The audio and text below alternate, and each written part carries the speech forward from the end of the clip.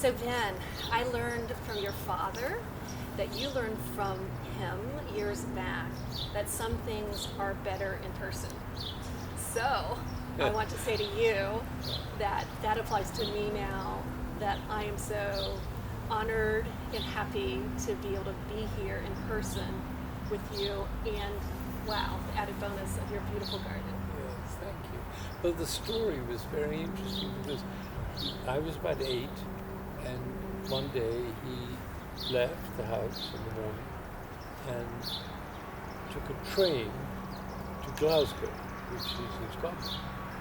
And he had breakfast with somebody there, and then he got on the next train and came back. And I said, Dad, why didn't you use the telephone? He said, when he was saying wise things, he always went like this with his finger. He said, there are certain things in life you have to do in person. And this was an important meeting with somebody. I think he wanted to raise money for the Hebrew University, whatever it was, and he decided to do it in person. And I took that very seriously.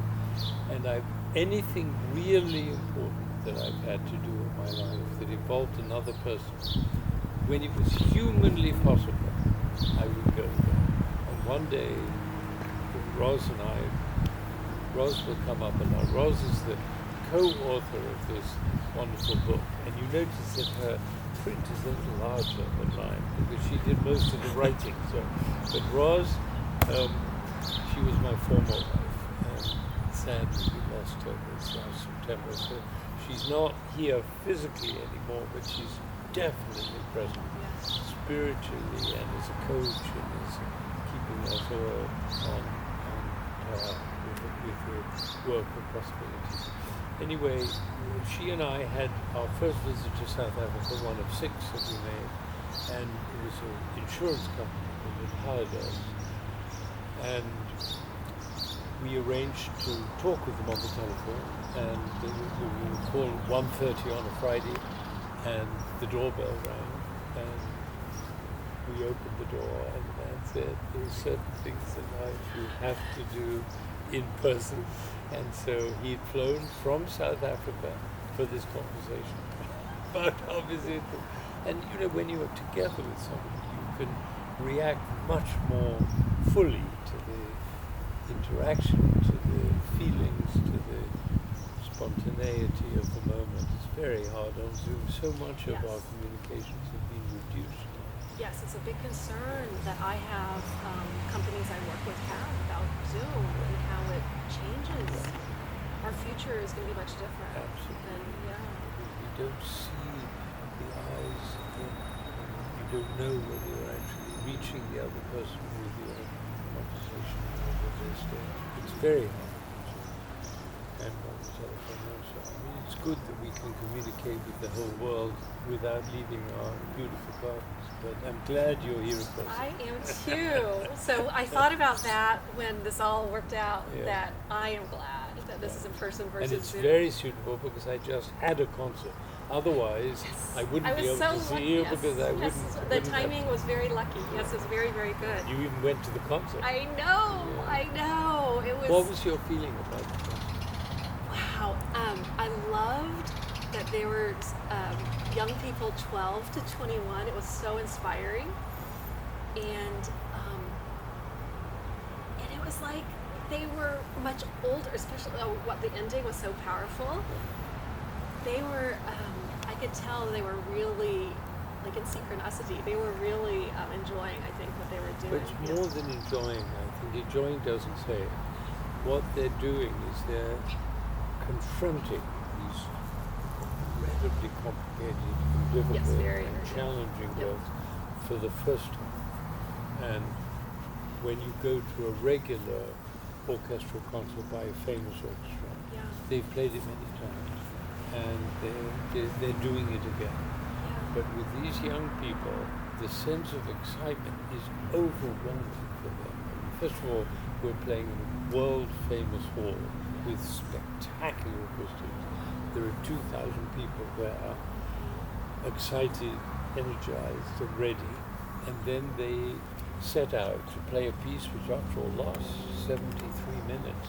That's a long time to play without interruption, without let-up, because the music is extremely different. The Fifth Symphony of Gustav Mahler. And they were very excited, nervous, but also eager to share and tell the story of what they've learned.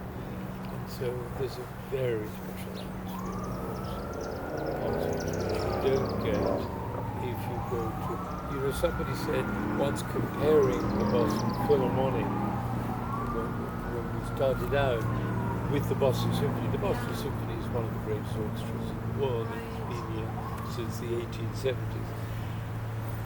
The writer said the difference between the Boston Symphony and the Boston Philharmonic is the difference between marriage and an illicit affair.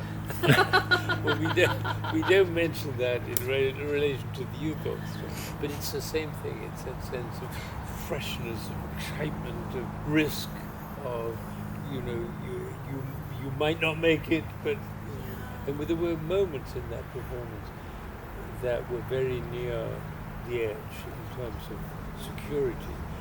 But we have 7 more rehearsals before we go on tour. So yeah. So it must keep you so energetic.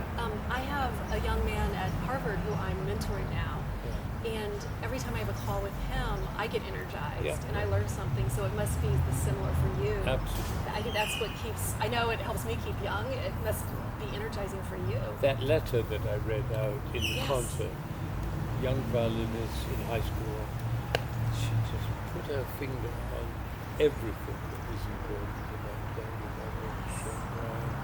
It's so uplifting. I want to get a copy of that letter. I have. I made a copy. Thank you. I really want to include it. Really good. Yeah. So it's very exciting. I have 2 orchestras.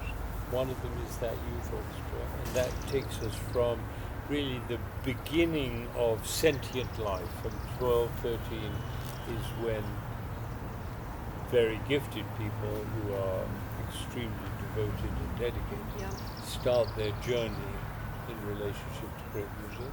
They go through to 21, and then the Boston Philharmonic starts at about that age and goes on till 85, which is what I am. So it's the whole gamut. Yes, that is wonderful. That keeps me very energized and youthful and experiencing life to the full in a way that I think maybe I haven't had until this moment. That's very powerful. Thank you for I sharing. recommend the mid-80s. Okay, I look forward. Yes, I want to be you when I get there. Oh, hello. We're actually in the middle of a film here, which you couldn't have possibly have known. Yeah. So I think what we have to do is, let's stop a moment. Okay. Just stop it a second. And what